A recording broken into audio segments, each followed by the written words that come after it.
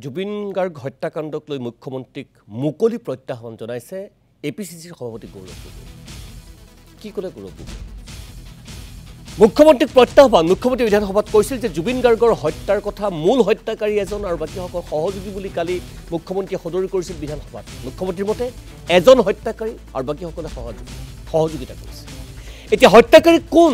সেই হত্যাকাৰীৰ নাম ৰাজহুৱা কৰিবলৈ মুখ্যমন্ত্ৰীক মুকলি প্ৰত্যাহ্বান গৌৰৱ গগৈ। জুবিন গাৰ্গৰ হত্যাকাৰী কোন অসমে জানিব লাগে কৈছে গৌৰৱ গগৈ। আৰু মুখ্যমন্ত্ৰীয়ে যদি জানে সেয়া ৰাজহুৱা কৰিব লাগে।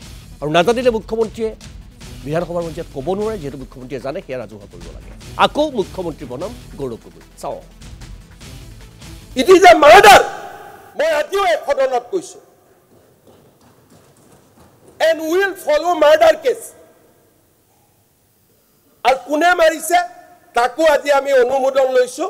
এজনে মাৰিছে, আনকেইজনে সহযোগিতা কৰিছে। তেওঁ কৈছে এগৰাকী ব্যক্তিয়ে জুবিন গাৰ্গৰ হত্যা কৰিলে মই মুখ্যমন্ত্ৰী হিমন্ত বিশ্ব শৰ্মা ডাঙৰীয়াক চেলেঞ্জ কৰিছো, সেই এগৰাকী ব্যক্তিৰ নাম আপোনালোকে ফাদিল কৰক। ৰাইজে জানে যে আজি মুখ্যমন্ত্ৰীৰ কথা গ্ৰহণযোগ্যতাটো নাই।